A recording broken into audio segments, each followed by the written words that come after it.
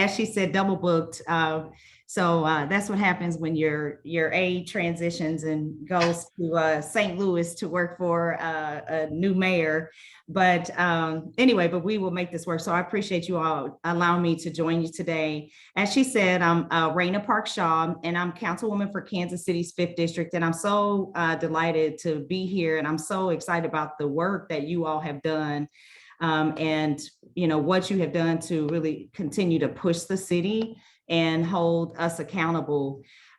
Just some kind of anecdotal type things, just my own personal story. One reason why this is important to me is that I know in my professional career as a healthcare executive, I know for a fact that I have been a victim to gender pay equity issues because the company that I worked for at the time, Truman Medical Centers, actually did a gender study, pay equity study, and so it became obvious to me how significantly underpaid I was compared to the men that were also doing the same job that I was. And so because of that, it has been a personal mission for me to ensure that I do whatever I can to try to ensure that women are paid equitably.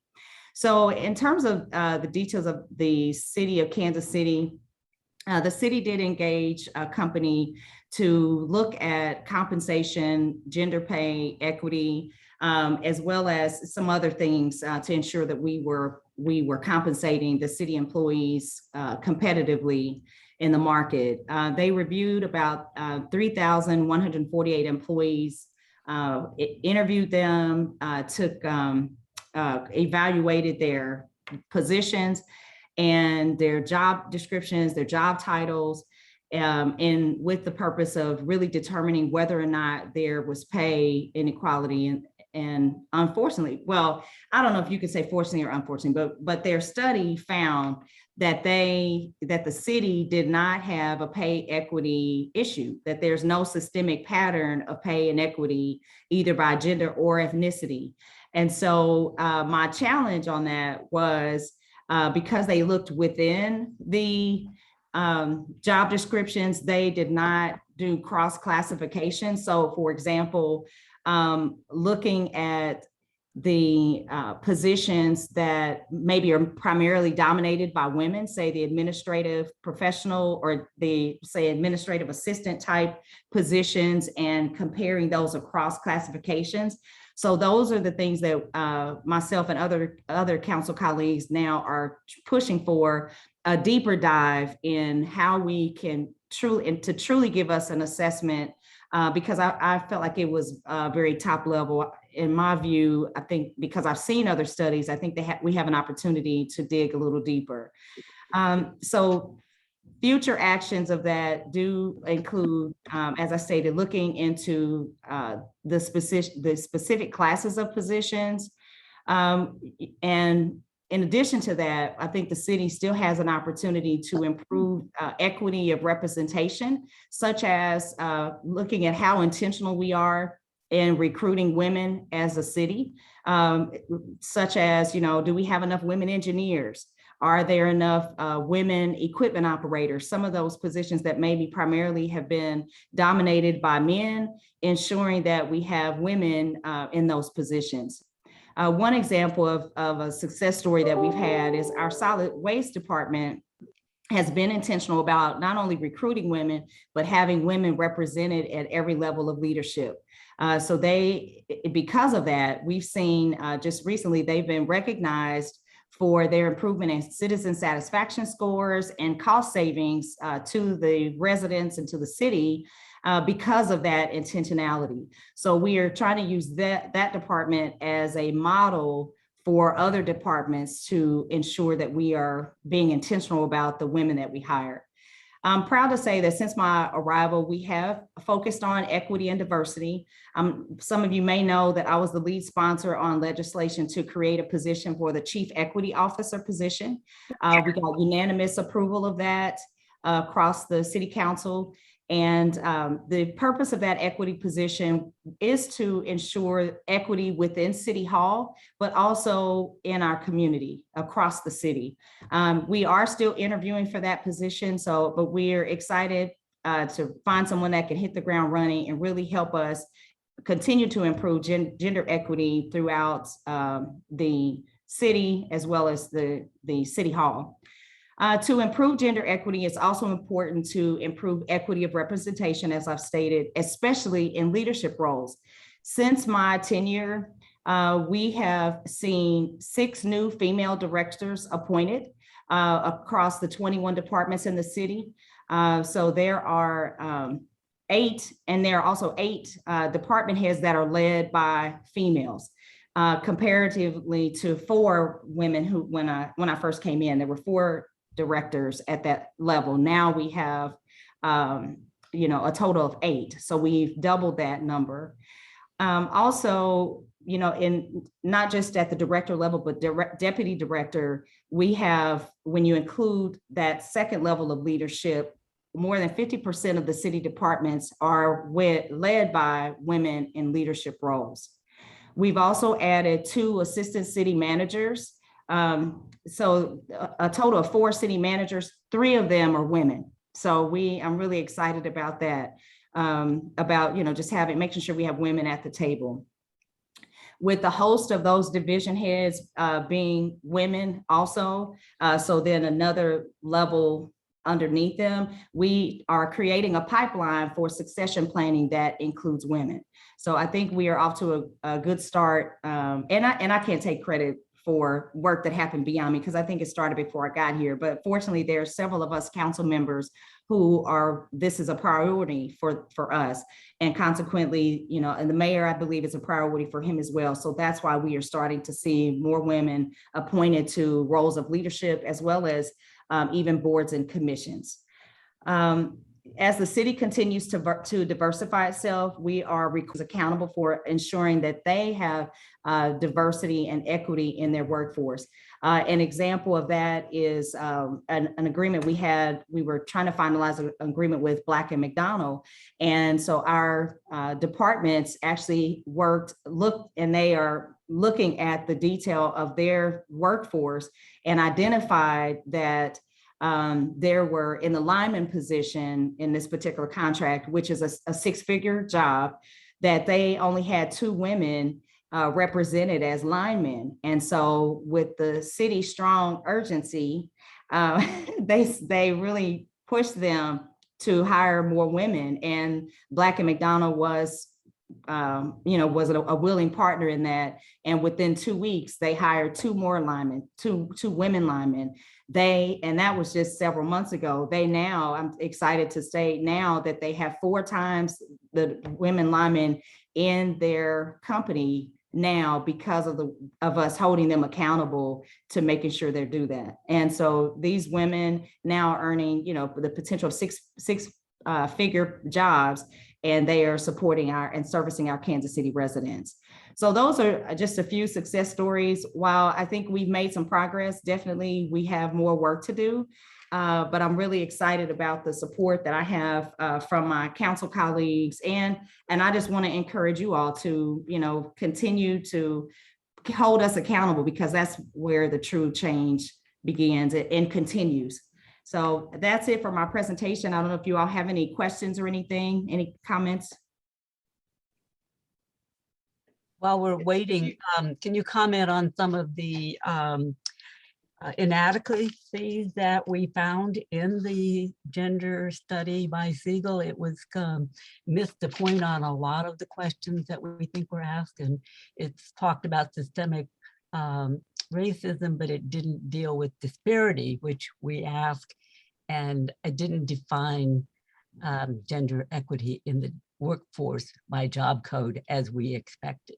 Mm-hmm. Yeah, so definitely concern. There's several levels, I think, where that we have an opportunity to really dig deeper and make sure that we are looking at it in a way that produces change.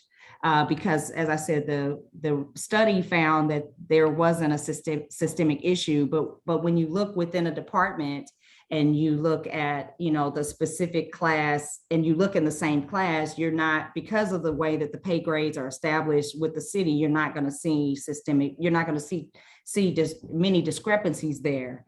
But like I said, the issue that we need to be looking at in addition to that is those positions that are primarily dominated by women.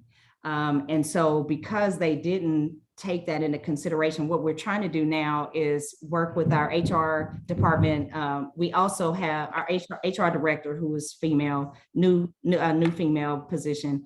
Also, we also have hired a new director of, it was Human Relations Department, but we just voted this week to change the name, who they will focus also in that department to ensure equity, of not just gender equity, but diversity and equity in all matters.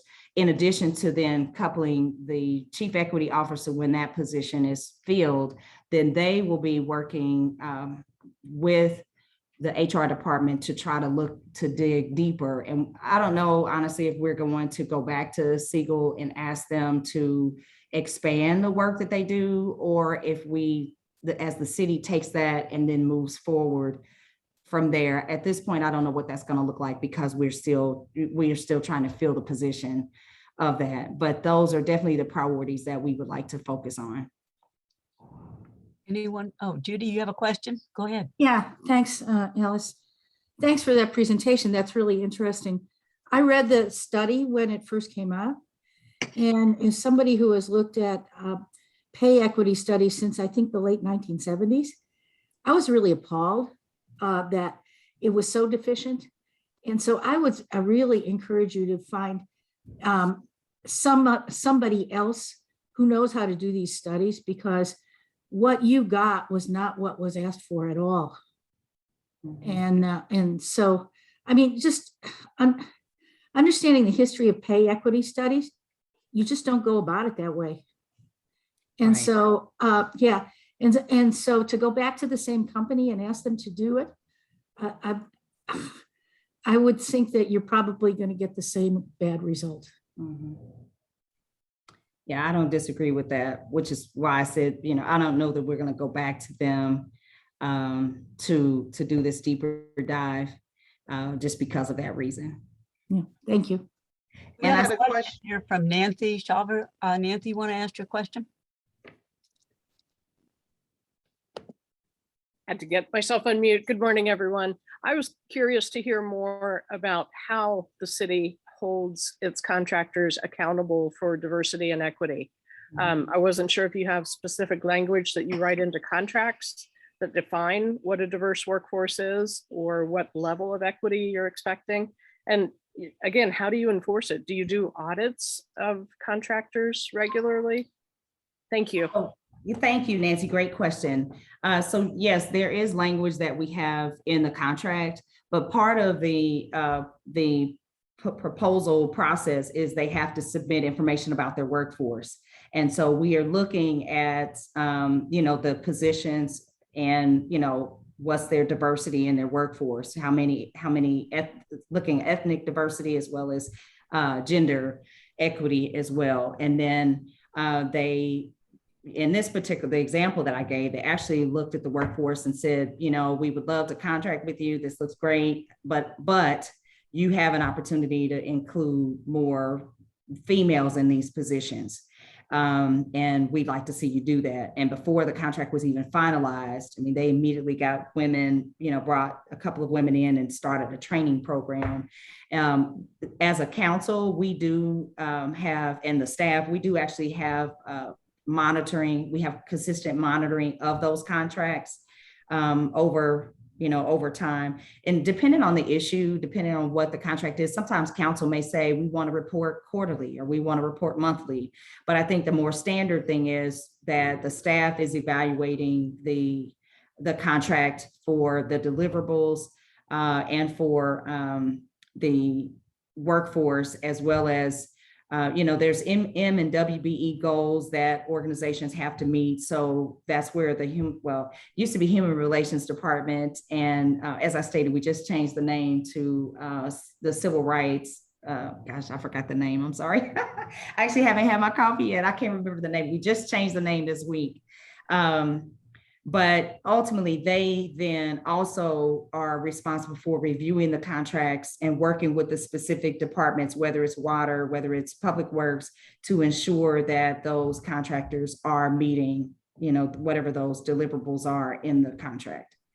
So I think we're starting, we have an opportunity to continue to get better at that, but we're using that example of Burns and McDonnell as an example as a model opportunity for other businesses that we are contracting with. I don't think prior to this we weren't as intentional about doing this.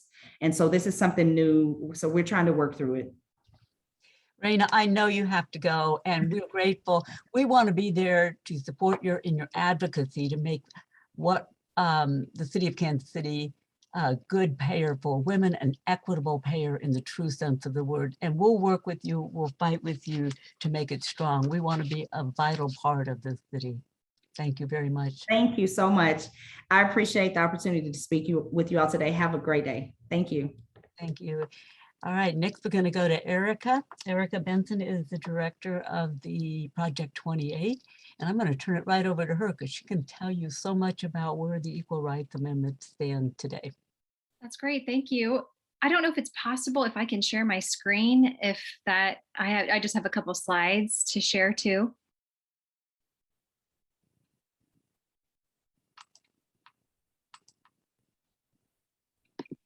You want to try now? Yeah, now it'll work. Thank you again for having me. I know that I had a chance to present a little bit last year, so I wanted to do just a brief recap of kind of what is the Equal Rights Amendment, and then give you an update on what's going on and what needs to happen. So again, it's the same language that we've been that women have been fighting for such a long time, but equality of rights under the law shall not be denied or abridged by the United States or by any state on account of sex. And the second section basically says that Congress has the power to enforce this amendment. And then the third part is that it will go into effect 2 years after it is ratified. So why is the ERA still needed? There's kind of three things that we emphasize: litigation, legislation, and American values. And so one major fact is that many laws can be repealed or amended or replaced, and court decisions can be retreated from or abandoned, and a constitutional amendment is far more enduring. And it would provide the highest possible legal protection and fill in so many gaps that individual laws and non-binding legal precedents that exist around the country, and even state from state. I mean, it's absurd that one woman can live in one state and then go to another and have completely different rights and protections. So making discrimination based on gender illegal at a constitutional level will provide stronger grounds for cases concerning workplace discrimination or even gender violence. It will get heightened scrutiny in legal cases, putting gender and like sex and gender at the same place as race, religion, or nationality when courts are evaluating various claims of gender discrimination. So this is something that would be of benefit to women everywhere. Congress having enforcement power means they can write new legislation and promote gender equality. So we've gotten so far with the 14th Amendment, but as we can see, it's not enough. So what else needs to be done? We've talked so much about healthcare infrastructure, healthcare definitely for women, healthcare infrastructure, but childcare infrastructure, thinking about what are the accountability for businesses and discrimination there, indexes for thinking about what we were just discussing with the city. Should there be gender equality indexes for companies? And if you're below a certain number, you get fined. mean, the possibilities are endless, but it would also force state legislatures to go through the laws they have on the books and see if there is any gender and discrimination and inequality. So for example, right now, I believe that child marriage is only illegal in 24 states in the United States.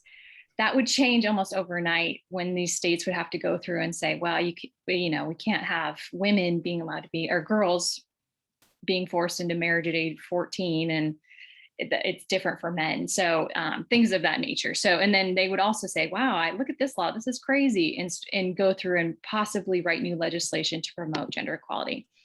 And then finally, just American culture and accountability.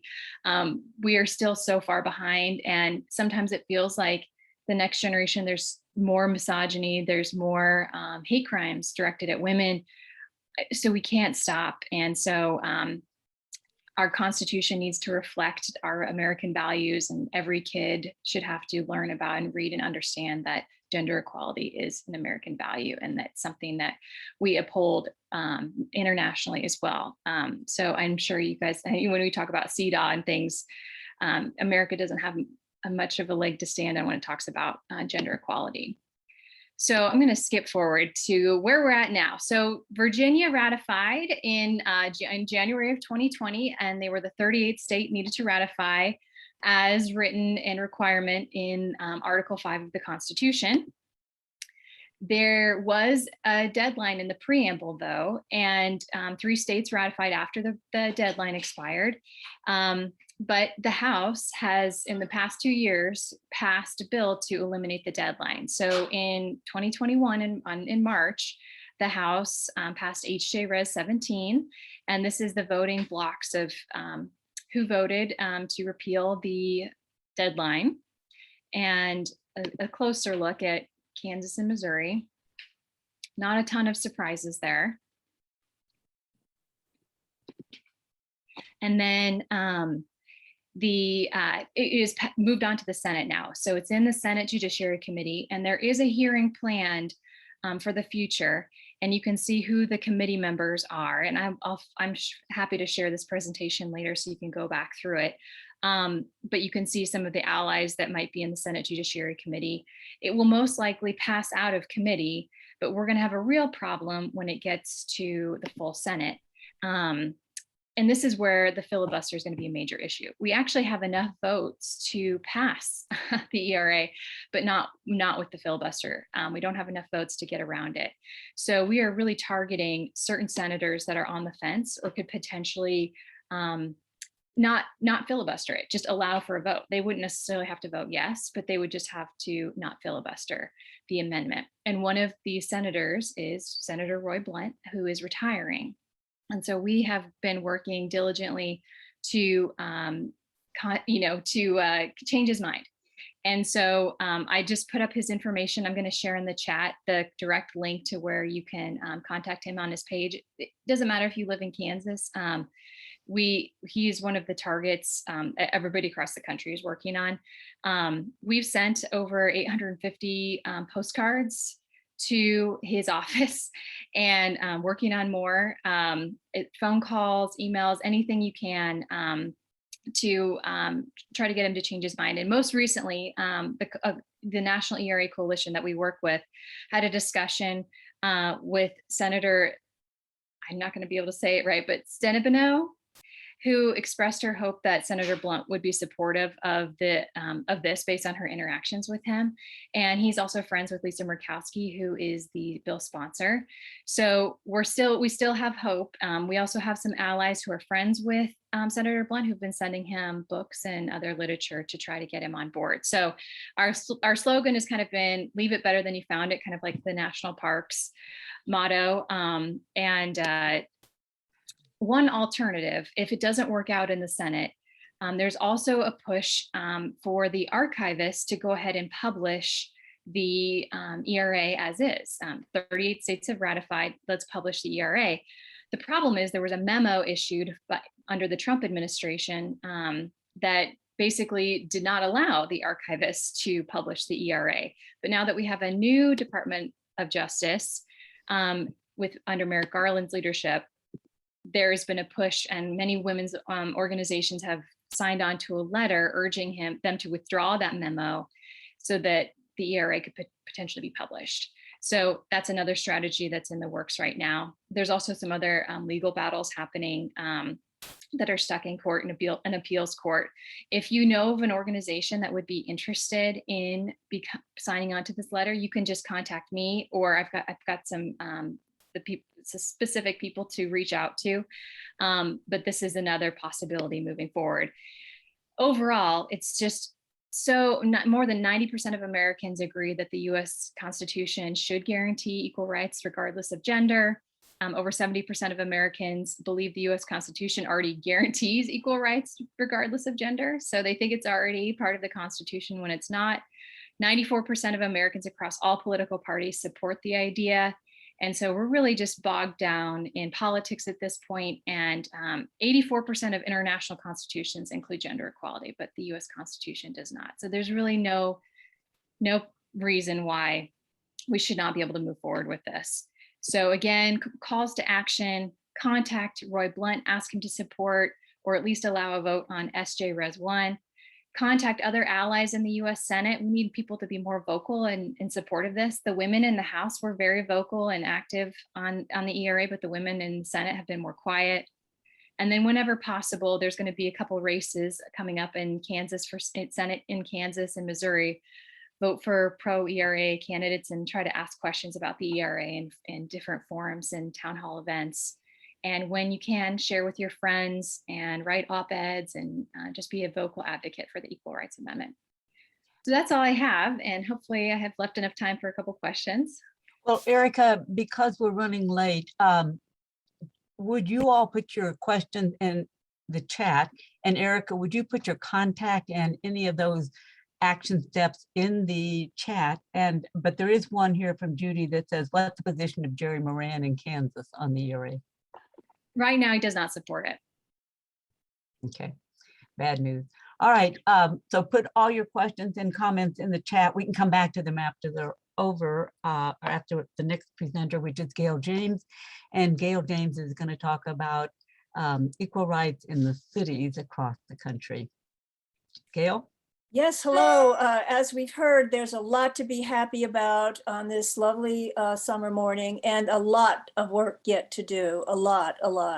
And it is national and international and local. And so I'm going to mention 5 topics or 5 subjects and walk through them, and then hopefully there'll be time for questions at the end. First of all, I want to emphasize that as our coalition has identified, human rights are basically local. They play out on our city streets, in our workplace, in the schools, in all our interactions and relationships. And while we tend to think of them as constitutional, large constitutional national issues or international issues, human rights are local. And for that reason, we know to what extent they play out in our lives. And so our coalition has focused on our immediate surroundings, whether that affects employment, public safety, gender-based violence, how it plays out here, and how women experience this kind of discrimination and challenge to their right to be walking on the planet. You know, we have, as we know, women of color and other marginalized groups experience whether it's disabled or indigenous, immigrant women experience these discriminations at a higher level, and we know this. The worst item of that I can add to this is that in looking at the research that has taken place since 2016 to explain the women's vote in 2016, what we're finding, the researchers are now finding, that many women respond to patriarchy, respond to authority, respond to old values, and so at a greater level than we knew. And secondly, the vote is explained by some issues around racism. And so this affects our understanding of what we can do now to affect women and girls generally, and also in our upcoming elections. So that said, that tells us that if we focus locally, what is happening in the cities that we can interact with and how we can make a difference. So I just want to cite for you this book called Reclaiming Gotham, written by Juan Gonzalez, who works, as you know, with Amy Goodman on Democracy Now! His book called Reclaiming Gotham of 2017 says, urban leadership is evolving into an activist model where officials over the last decades are focusing not just on repairing streets and sewers and giving parking tickets, but are tackling issues such as climate change, income and gender inequality, affordable housing, racial profiling, workplace and immigrant rights, and the salvaging of public education. So cities as engines of social change and an activist model is really helping us accomplish the kind of goals and implanting the kinds of values we would like to instill now in our local governments. And so this is happening all over the nation. As Hillary Clinton has said, Nicholas Kristof has said, gender inequality is the largest remaining challenge of the 21st century. And so as we work on these matters, what we see is how cities are evolving in different ways. And we are, our coalition, the Women's Equality Coalition, has been involved with the Cities for CEDAW, which is called the Convention for the Elimination of Discrimination Against Women, which is a UN initiative. 40 years ago, the United States has not signed that treaty, although President Carter did sign it, but the Senate did not ratify. So that aside, we don't need that treaty right now. What we need is local initiatives to initiate local initiatives to move on projects that will instill greater equity among women and marginalized groups. So my third point really is that if you look at city models, what you see, I'm going to give you a few examples of cities around the country that have adhered to this campaign to have cities for the elimination of discrimination against women. We will then come to what we're doing here in Kansas City, which is probably many of you, I see very familiar faces, many of you know what we have been doing locally, but we can give you a distilled picture of it in a moment. But cities such as, let's take an example like San Francisco, which signed on very early to this treaty and initiated a municipal ordinance that would guarantee greater rights for women and girls. And for example, the study is so important, and that's why we're working with Councilwoman Parks Shaw to get the study right, because a gender analysis is really crucial to understanding where we are and where we can go from here.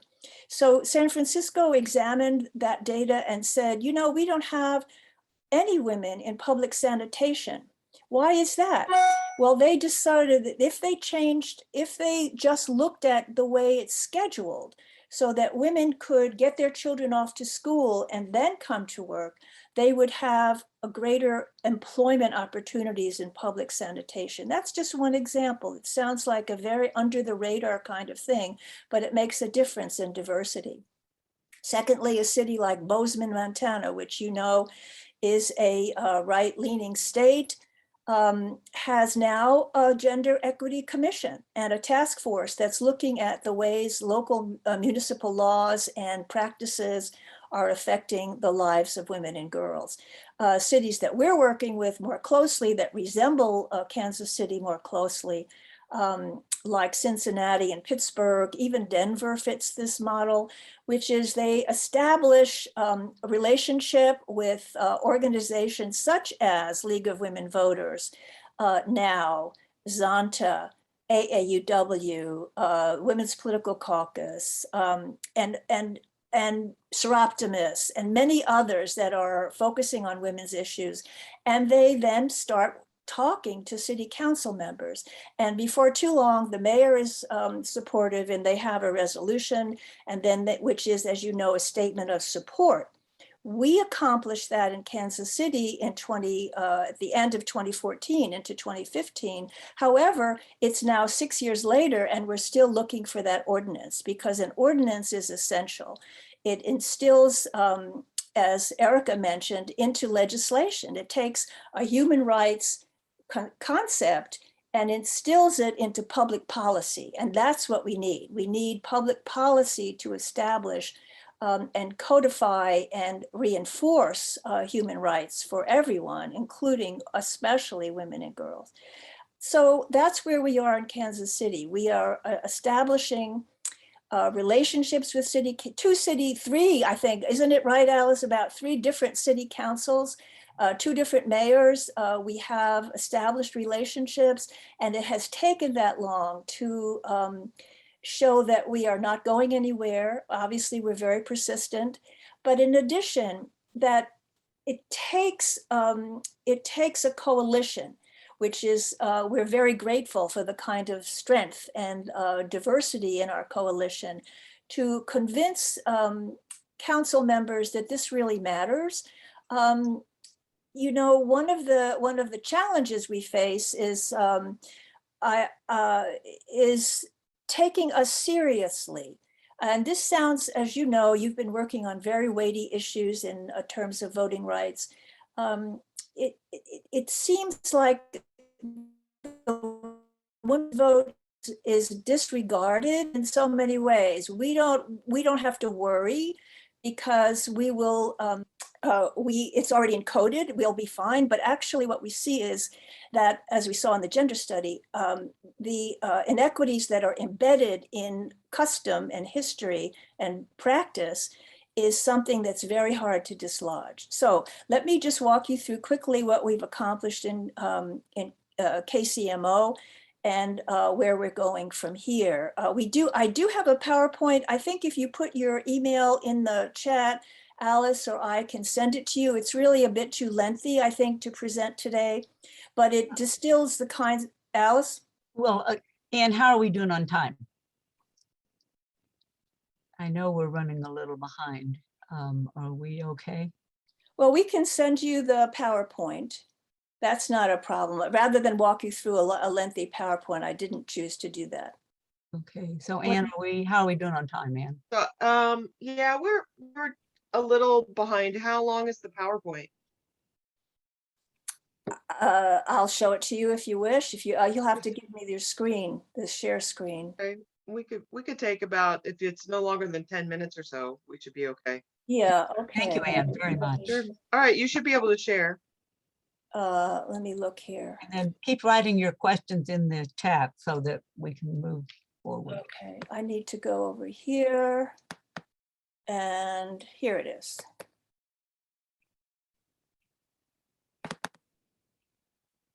Okay. Yeah, and if you've got a few really pertinent slides that you want to pull out. Yes, this is I'll just say this is the report to the City Council that Alice prepared along with Carol Coles and Patty Jackowitz of AAUW, and we worked very hard on taking a look at where the city is. And I'll just move ahead to some later slides. What we wanted to do is to distill what we've done. I've mentioned we've passed a resolution. The mayors have been supportive.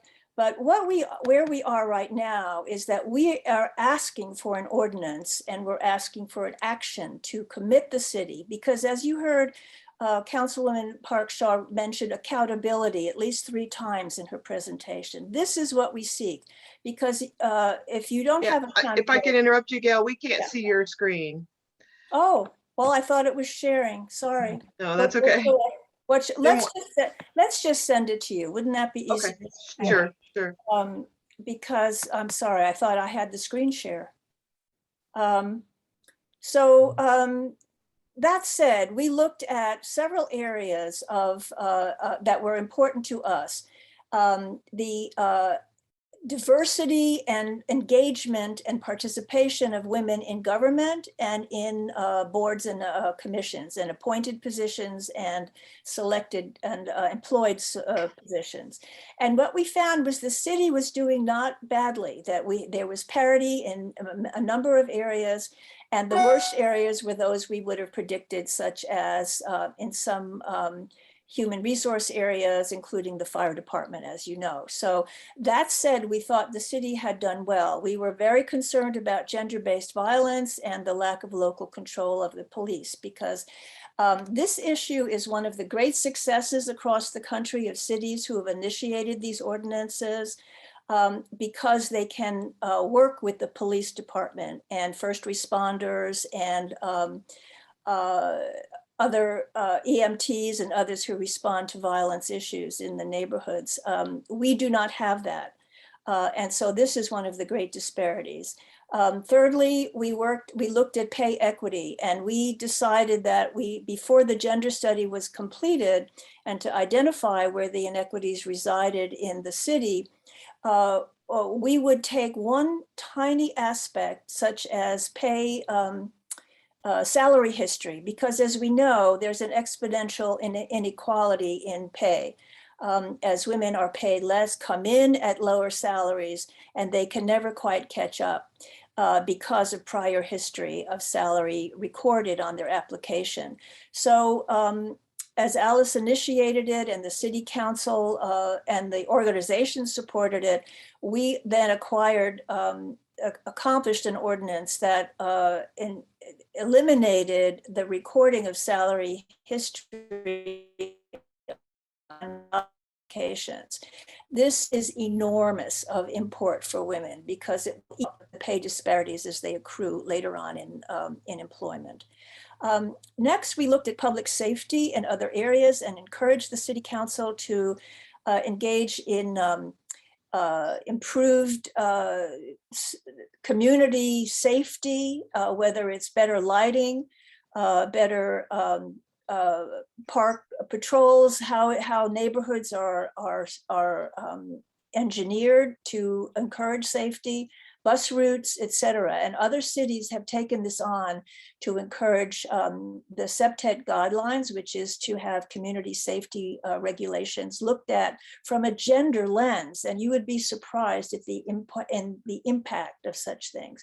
And so this study then that we did at that point really addressed some of these issues around the city that affect the municipality of Greater Kansas City. Now, we would like to take on the private sector, excuse me, but as you know, that is a much wider domain.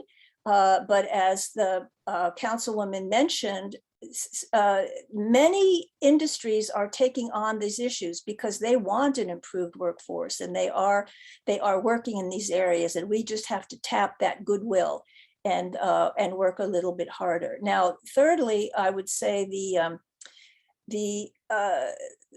the role of cities for elimination of discrimination we have at least 70 cities that are working along these areas. We are looking at best practices, what they are doing to improve their cities. As I mentioned earlier, Cincinnati and Pittsburgh, which are more like Kansas City,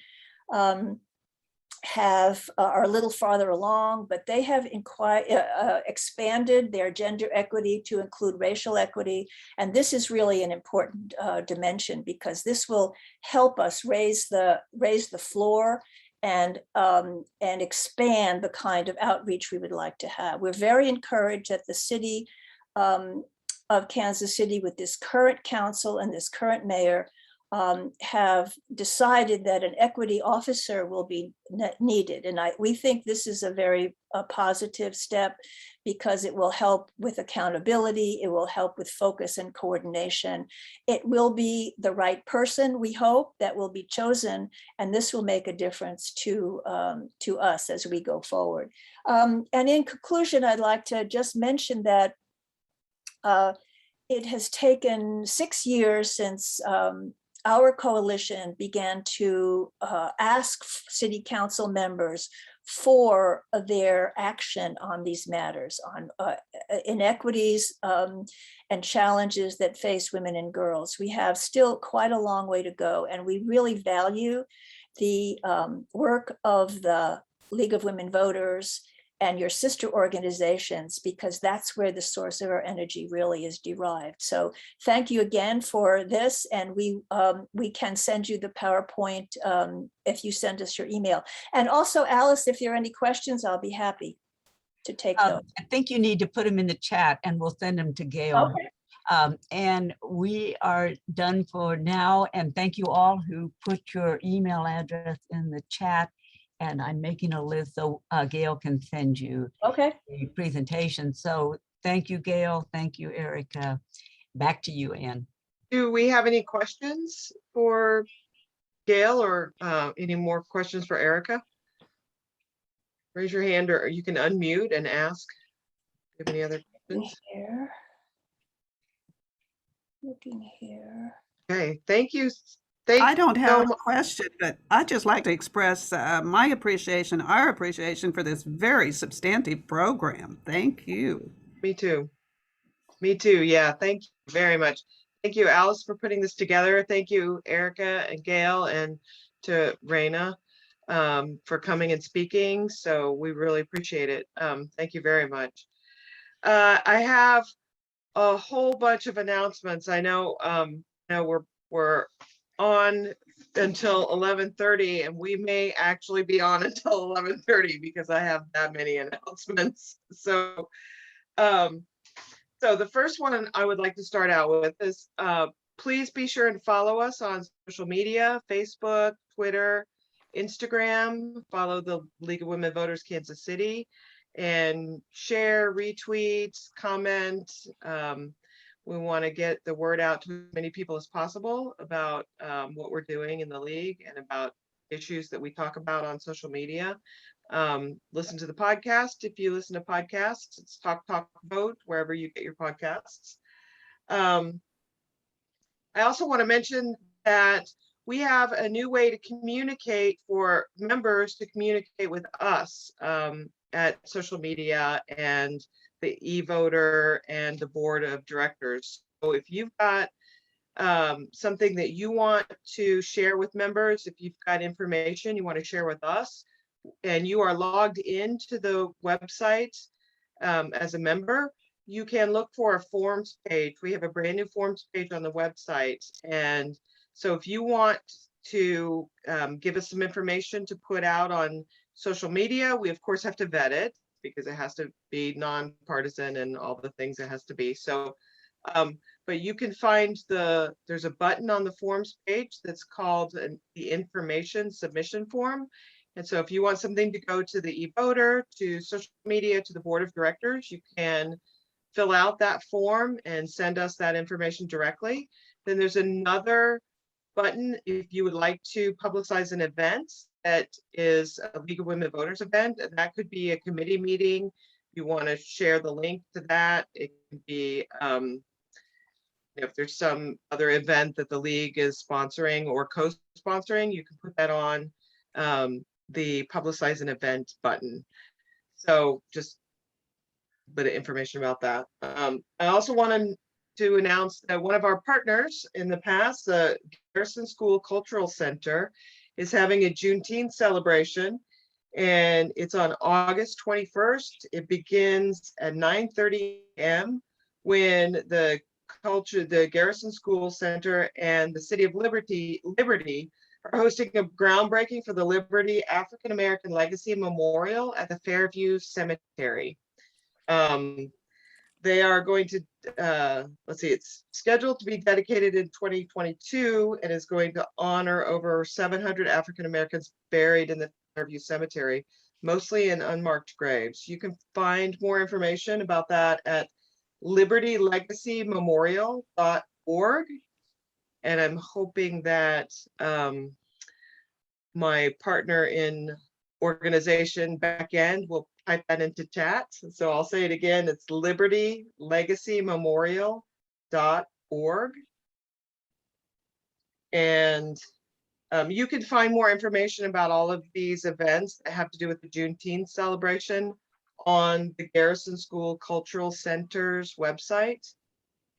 Following that groundbreaking ceremony will be a caravan to the Ruth Moore Park, led by a drum line and musicians for the bicentennial Juneteenth Freedom Celebration.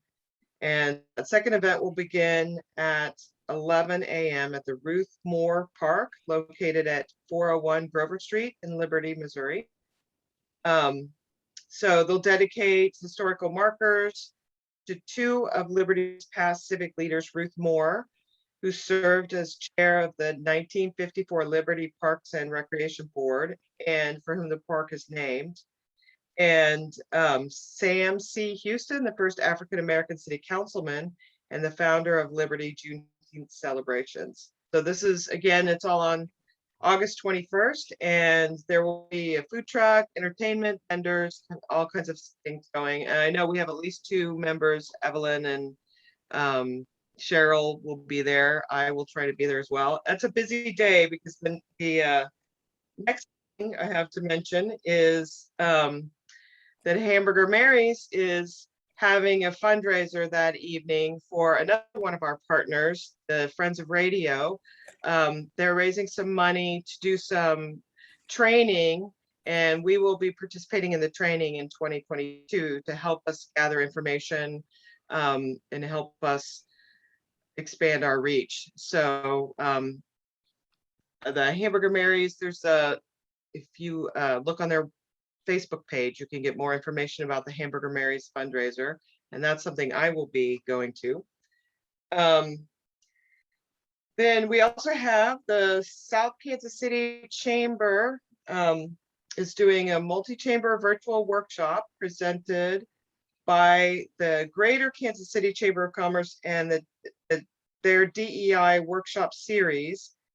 And it is a workshop for an authentic perspective on diversity and inclusion with Dr. Nicole D. Price. And that's Tuesday, August 24th from noon to 1. It's free. You do have to register to participate, and you can contact the southkcchamber.com, where you get information about that and sign up for that. So that's southkcchamber.com. Click the events tab, and the workshop is listed on the calendar. And again, that's Tuesday, August 24th from noon until 1 o'clock. And then another event on Saturday, August 21st at 1 o'clock. ERA, CEDAW, and Cities, Women's Intercultural Network. Oh, I don't have enough information about that. I apologize. If someone else has information about that, I copied and pasted. Gail, can you talk about that? Thank you. Yes, Alice and I are involved with the Women's Intercultural Network. It's based in California, but it has a national, international outreach. They are setting up this Zoom on the 21st that will include discussion of how the ERA and CEDAW work toward ensuring the rights of women on that program. Oh, that's part of the AAUW Women's Yes. Equality Week. Oh, I actually have a flyer. That's why I don't have enough information, is because I have a flyer to share with everyone. Okay, great, perfect. So, so I also wanted to share this flyer with everybody with today's event, which is the one that I'm going to scroll past. So we've got all of these events going on this week, in the coming week, for Women's Equality Week. And you can find information about that on the website wegkc.com. So all of this information is on wegkc.com.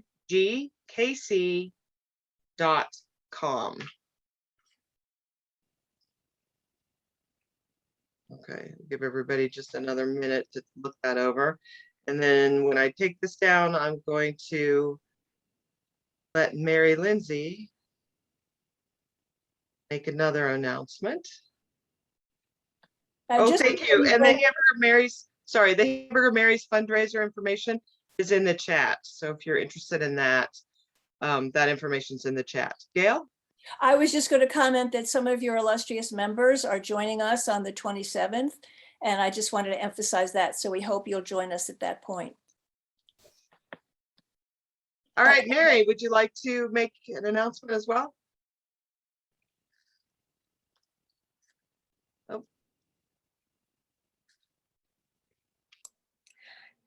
Sorry about that.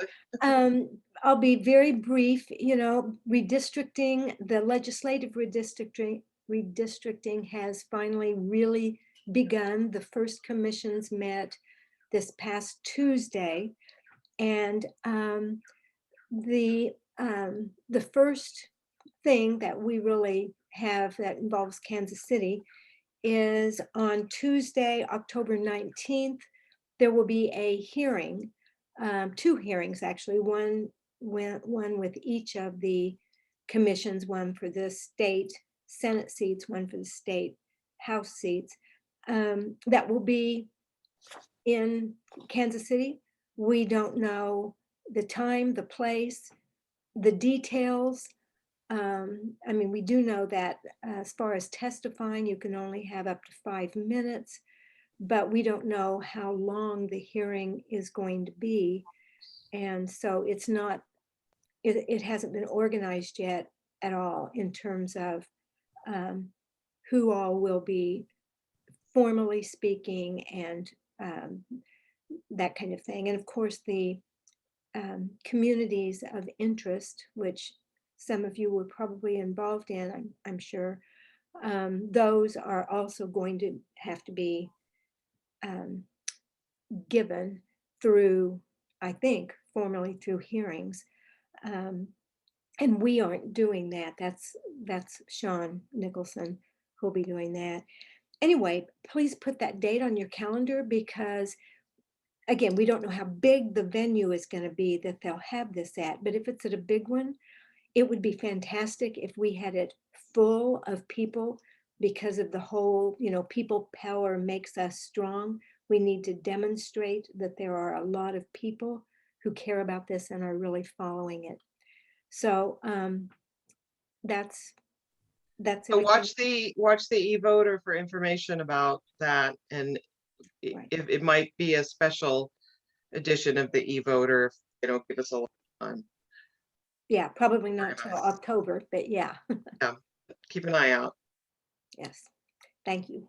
Okay, well, if we can, if you can unmute, well, I have one more quick announcement, which is that we were hoping to go back live September, but we will be virtual September, probably October, November, maybe by December we'll get to come together in person, but look for us to be virtual for the next few months, unfortunately.